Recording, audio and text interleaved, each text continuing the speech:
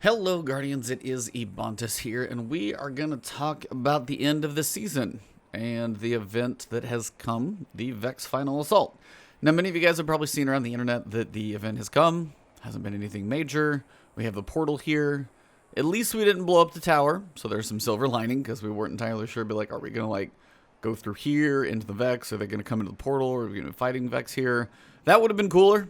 There's a lot of things that probably would have been cooler except what did actually happen. So what have we got? So by all the Vex components that we collected, the portal here was developed in the tower. And what did we do with it? Did we do any interaction here? Nope. So you walk around, Ikora's here chilling just with her basic bounties. You can walk over here. No interaction with the portal. You can get up close to it. Maybe knock on the door. But nothing really happens. So what actually did happen? What was the goal here? Pretty much the goal of this thing was for us to go into the Vex Final Assault activity, which is the exact same thing as the previous activity. So Vex Offensive was the Vex activity. You'd have the lower layer, mid-level, and upper level where you'd fight, kill some enemies, kill some bosses. You'd have the purple ion cannons that would show up. You'd shoot the crystals. You'd do that 2 layers. At the top level, you'd fight a boss. You'd have those cannons, break a shield, do damage, kind of send them around rotations.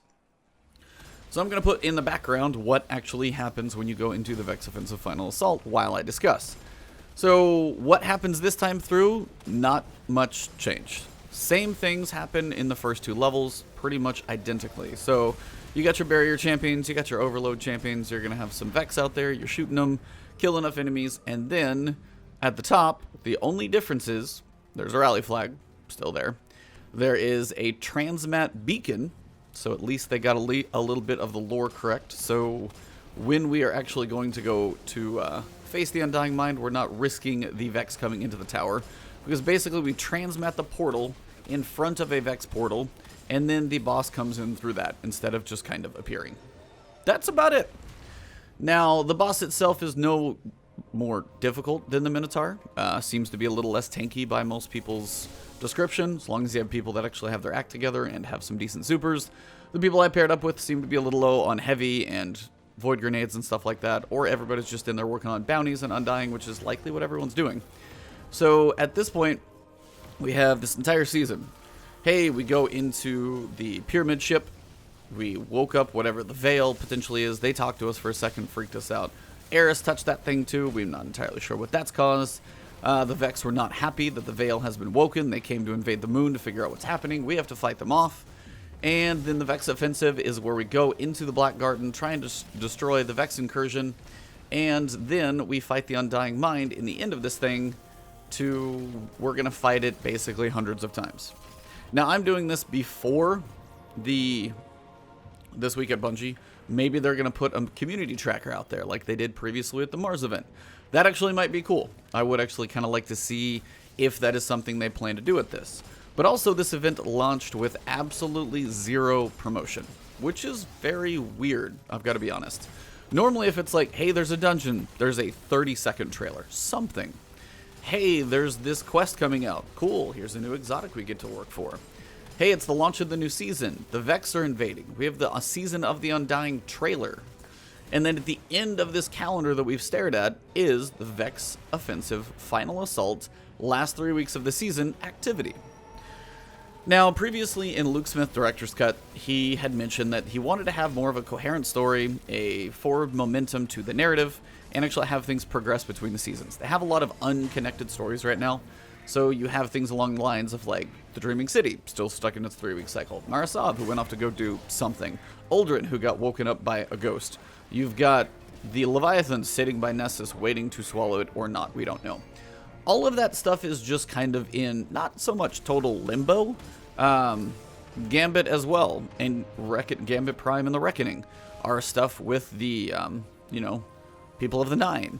And what's going to happen there? The Gambit flipping a coin, seeing the pyramid ship, getting warning that it's coming. We see it here. There are these tiny little hints of connections, but there is not much. So their goal, as they stated, is to try and have more of a connection through the stories.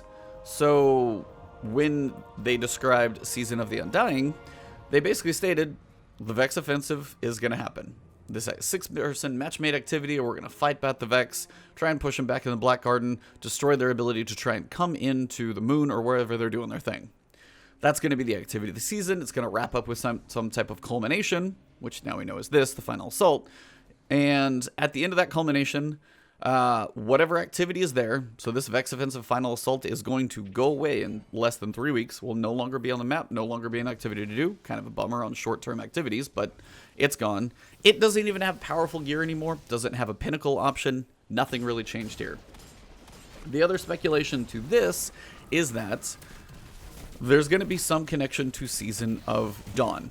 Now, we have no idea what the hell that's going to be. It could be Eris's little artifact that we got from the ship. It could be Season of Dawn.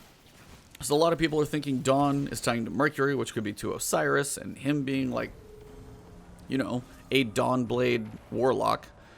Potentially could be one of those things where there's a connection between him and Osiris coming in, kicking off the next season. Solar subclasses may be a big thing. All that speculation, but we really have no clue right now. We have 2.5 weeks until the next season starts. We got no promotion over the Vex Offensive Final Assault. And then when you go in, the activity is next to identical, except for the fact that the boss is different at the end. So to say people have been underwhelmed over this entire course of the ending of this season is probably an understatement. There are a lot of people just kind of going, that's it? Huh? Really? That's all? Like, there's a lot of reactions you can have, but they're all kind of disappointment seems like a strong word, but I guess there's tempering expectations sometimes for Destiny, and maybe we should do it more. But when it comes to a culmination of a season, a tying to another season, and, you know, a final assault, even if it was just the Vex Final Offensive, or Vex Offensive, I'm going to screw that name up probably every time. If you got to the top layer, and then instead of, like, fighting the boss even on that room, even if the portal in the back, we went through it to just a different boss arena, like just a different room to fight the Undying Mind, that would have been something. That didn't happen. We all know the Undying Mind is from Destiny 1. It was a strike boss. There's an entire strike in there. They have brought some stuff over from Destiny 1 and kind of revamping content. They brought the whole moon. A strike is probably a pretty sizable chunk to bring over those, so that might be a big ask. But even just a boss room arena with the wall blocked off that you would get locked in still would be kind of cool. Just be like, oh, this is cool. This is D1, same arena we fought him in before. Kind of cool. Not that. When it comes to loot from Final Assault, do we have any differences at all between the bounties that we dealt with, between the 4 guns that we've got, the seasonal armor? Nope. Not one legendary, not an exotic, not even a powerful drop, not making this a pinnacle for 3 weeks at the end of the season. Nothing has really changed except the enemy that you fight. Instead of a Minotaur with a shield that you have to break with void cannons, it is a Hydra that has rotating shields, because all Hydras do, it just has an extra one, with a shield that you have to break with void cannons and do damage to it while everything else is going on. It is almost the same. Now, I know a lot of people can say things like, well, hey, maybe the transition to the next season, or maybe in the 2 weeks something is going to happen. Maybe the community event that we're going to actually need to kill 100,000 Undying Minds between the entire community is going to be what it takes. Maybe you got to kill 300 million Vex. That's kind of a thing. But if you go through this activity hoping for drastic changes, new loot, a, different ad in there, anything really different, you will likely be disappointed. To me, what I would have liked to see is just any of the things I've listed. One of them would probably have been enough. I mean, making it a pinnacle activity just because it's the Final Assault. Maybe that would have been kind of cool. Some people with pinnacles could have been like, is that really necessary? But you're pushing a lot of people into an activity. More people probably would have done it. Gives you a reason to get actually something good. It's a seasonal item that could be a higher level, so you might hold on to it for a little while and use it going into next season. Little remembrance for last season. Pinnacle wouldn't have been bad. Now, there was a strike exclusive called the Imago Loop. That one also came from the Undying Mind when strikes had strike exclusives that people cared about. That was mostly Destiny 1. That was a cool hand cannon because it was very close to an old hand cannon, and people did enjoy grinding for that one. Those who finally got the really good roll were ecstatic about it. So, Imago Loop. That would have been a really cool throwback and just another legendary in the pool. Any other way to end the fight, for me, would have also been kind of nice. Whether it was going through the portal just for the Undying Strike Boss's room. Maybe just that. Little retouches here and there, maybe, but just fight him in that room with 6 people would have been chaos. Lots of enemies, but kind of could have been fun. Who knows? Honestly, that boss room has probably about the same amount of space as that top floor, so it wouldn't have even been that different. Maybe some, but not a ton. Any of that stuff would have been what I would have liked to have seen. Unfortunately, until we know what is coming next season, what the transition is going to be like, if anything important actually happens that day, all of those things are going to be questions we don't know. But as of this is what we do know right now, we've had it for 3 days, and this is kind of where we're stuck. It is kind of a letdown for a lot of people on a lot of different fronts.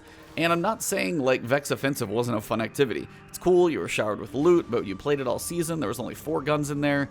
Not as much loot as we would have liked. Stats weren't really like dropping high in there. There was no real like, not a lot of major incentive. If you got the rolls on your weapons you liked, cool. If you didn't, there's going to be probably more next season. So overall, I just wanted to give my thoughts on Vex Offensive. I know I make YouTube content for Destiny, but it's also fair sometimes to say, hey, I'm not like 2 thumbs up on this Destiny content. For me, I had some speculations during the podcast, during last week, the day before it came out. I had all of those, and then this is what we actually end up getting, and it's like, and it is kind of a letdown. It really is. It's just one of those that we don't know until we get here. Now, some people could have been like, hey, read between the lines. Bungie didn't promote it at all. They didn't promote it because they knew it wasn't that much. They didn't have high expectations for it, and therefore we should probably not have as well. That could have been a thing, and that's fine if it was, but overall, still, the way the season is built, if they want to make a coherent, narrative with momentum that goes into the next season, this is kind of like taking the wind out of your sails or, poking a hole in your hot air balloon. It's just not going to have the momentum they wanted. It just doesn't feel like it's going to. I mean, the dungeon, really cool this season. Really enjoying that. The raid's been cool. The moon is a nice place to go back to. The activities are fun. I'm also worried when this season ends, we're also losing the Vex invasions on the moon. Those are kind of cool. And that gives a little variety to the moon for public events and things like that when those come in. And if they're not there anymore, I'm going to kind of be bummed. Now, we might be going to a different planet. We could be going to Mars or spending more time on Mercury. Who knows? But you brought some activities in. They have been kind of fun. You put a calendar item of a final assault killing the Undying Mind as being at least something. And it's barely a something.